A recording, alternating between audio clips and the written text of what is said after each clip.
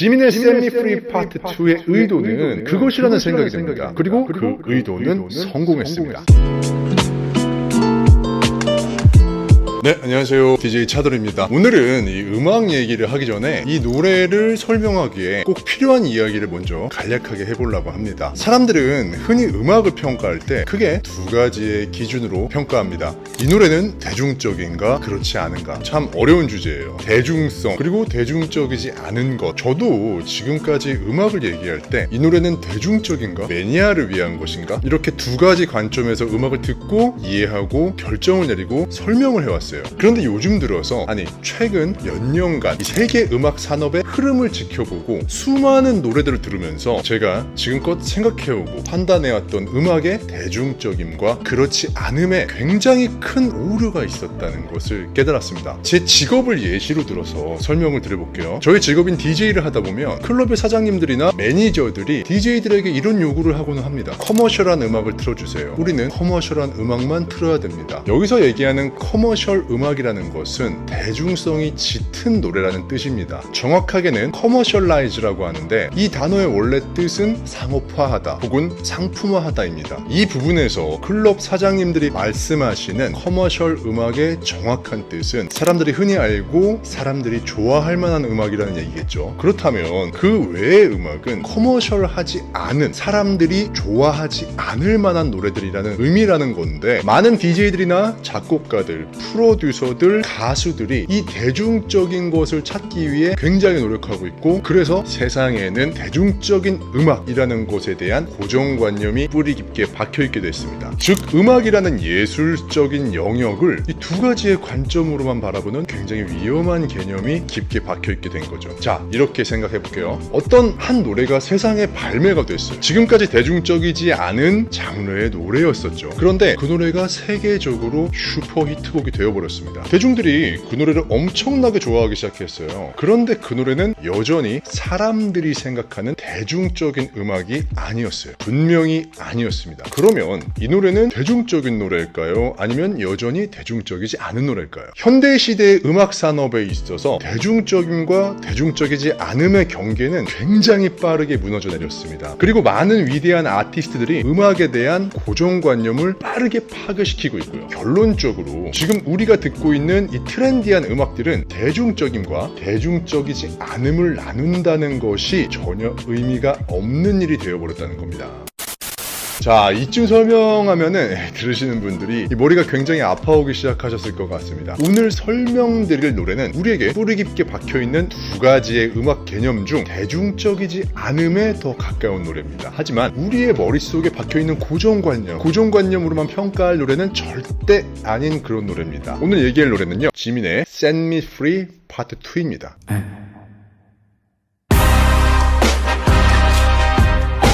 영상의 초반에 제가 설명드렸던 내용들과 마찬가지로 저는 이 노래를 처음 들었을 때 대중적이지 않고 예술적인 노래를 발매했구나 단순하게 이렇게 생각했어요. 하지만 이 노래를 3일 동안 들으면서 저의 관점은 굉장히 많이 달라졌습니다. 음악이라는 영역을 대중적인 음악 혹은 예술적인 음악 이렇게 나눠서 생각한 제가 조금 한심하게 느껴졌어요. 지민의 Set Me Free는요, 예술성을 강조한 노래기는 하지만 그렇다고 대중성을 포기한 노래는 아니에요. 이 노래는 지민이라는 아티스트의 영역에서 가장 자신을 잘 표현한 예술을 창조했고 그것을 대중들에게 전달하기 위한 노래라는 생각이 들었어요.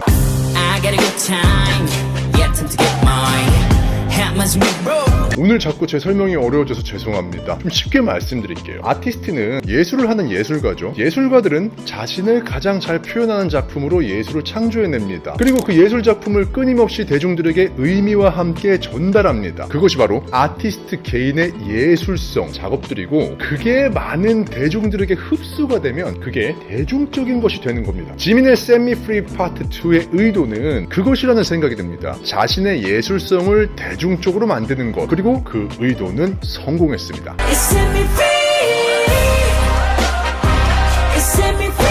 이런 음악적인 특징 부분에 대해서 지민은 컨세퀀스와의 인터뷰에서 먼저 퍼포먼스에 집중하고 곡의 강렬한 느낌을 표현하려고 노력했다. 요점은 자유였습니다. 곡의 웅장한 스케일과 결단력, 열정, 극복에 대한 생각을 표현하려고 노력했습니다. 그리고 또 해당 매체와의 인터뷰에서 지민은 방탄소년단의 온을 만들었을 때와 비슷한 느낌을 살리려고 했다. 방탄소년단의 온 역시 세상의 고정관념으로 봤을 때 대중적인 곡은 아니었어요. 이 예술성에 집중했고 그것을 대중적인 것으로 만들어낸 굉장히 좋은 사례였었죠.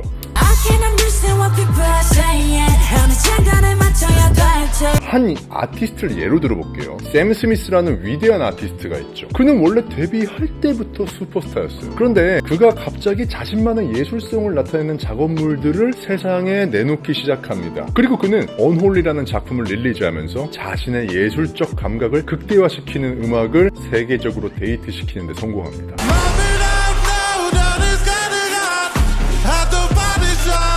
하지만 우리가 기존에 가지고 있던 고정관념을 적용해서 그 음악을 들어보면 언홀리는 절대로 대중적인 노래가 아니었어요. 하지만 그는 자신만의 예술성을 대중성으로 만들어버리는데 성공했습니다.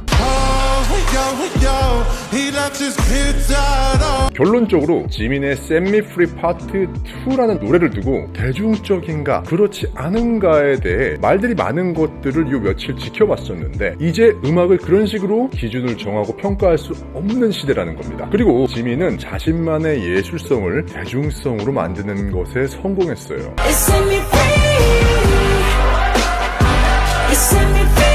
뮤직비디오만 봐도 이 작품이 지민이라는 아티스트에게 있어서 얼마나 예술성을 영혼을 담아냈는지 확실히 알 수가 있습니다. 지민은 자기가 가장 잘하는 것을 했고 자기가 가장 하고 싶은 것을 표현해냈고 그 표현이 얼마나 대단한 것인지를 음악을 듣고 뮤직비디오를 보는 우리들은 알 수가 있어요.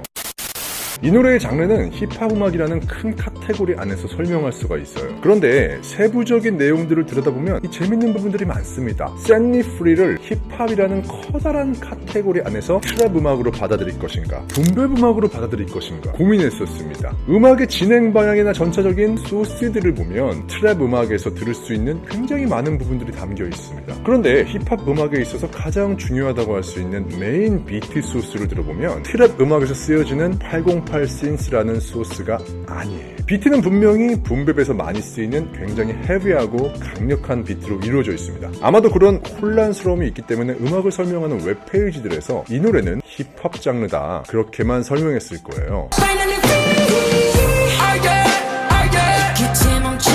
이 노래와 굉장히 진행 방식이 비슷한 노래가 있습니다. 바로 드레이크의 트로피스입니다. 제가 드레이크의 트로피스를 예전에 처음 들었을 때도 이걸 트랩 음악이라고 해야 되나 붐베 음악이라고 해야 되나 고민했었거든요. 지민의 Set Me Free와 드레이크의 트로피스는 같은 종류의 혼란스러움을 주는 노래입니다. 그래서 두 노래 다 정말 재밌습니다.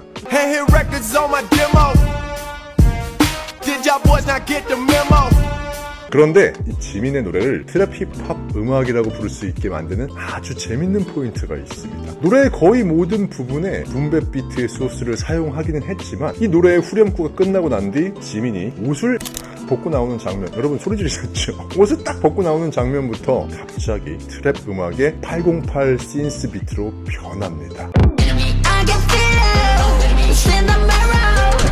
이 노래의 전체에서 2절만 완벽한 트랩 힙합 음악이 되어버린 건데요. 저는 그 장면에서 이 지민이 옷을 벗고 몸에 문신을 보여주기 시작한 지점과 음악이 갑자기 트랩 음악으로 변한 것과 관련이 있다고 생각했고 그 부분에 대해서 꽤 흥미롭게 파보기 시작했습니다. 그리고 생각했어요. 그가 몸에 새긴 문신은 오스트리아 시인 라이너 마리아 릴케의 독일 시의 구절을 몸에 새겨넣은 것인데요. 제가 독일어를 할 줄 몰라서 나는 더 넓은 원을 그리며 살아간다. 즉 나는 시간이 지남에 따라 더 많은 지식과 새로운 경험을 내 안에 축적해 나간다는 의미입니다. 1절에서는 절대 멈추지 않겠다는 각오를 가사로 표현했고요. 트랩 음악으로 변하고 몸에 새긴 문구를 보여주는 장면부터 여전히 미로에 있는 우울한 기분을 느끼는 자신을 표현했어요. 즉 감정선의 표현 그대로 1절에서는 지민이 노래를 들려줬고 2절에서는 자신이 갇혀있는 그 우울감을 랩으로 표현했다고 생각합니다. 자신의 내면의 깊숙한 감정을 표현하기에 오토튠을 사용한 싱잉 랩이 가장 적합하다는 생각으로 2절을 만들었을 거고, 랩으로 자신의 내면의 어두운 부분을 마치 랩을 하는 것 같이 표현하는 그 구간만 트랩 힙합으로 표현했어요. 거기에 자신의 몸에 새긴 문구를 보여줌으로써 요동치는 자신의 감정을 완벽하게 표현해냈다고 생각합니다. 살짝 과거로 우리 돌아가 봅시다. 예전에 제가 현대시대의 음악 중에 사람의 내면의 어둠을 가장 잘 표현한 음악이 뭐라고 했었죠? 바로 이모셔널 힙합, 줄여서 이모 힙합이라고 말씀드렸었죠. 그리고 이모 힙합은 트랩 음악으로 만들어지는 것이 99%입니다. 결과적으로 Set Me Free 2절에서 지민은 이모 힙합으로 자신의 어두운 내면을 표현한 겁니다.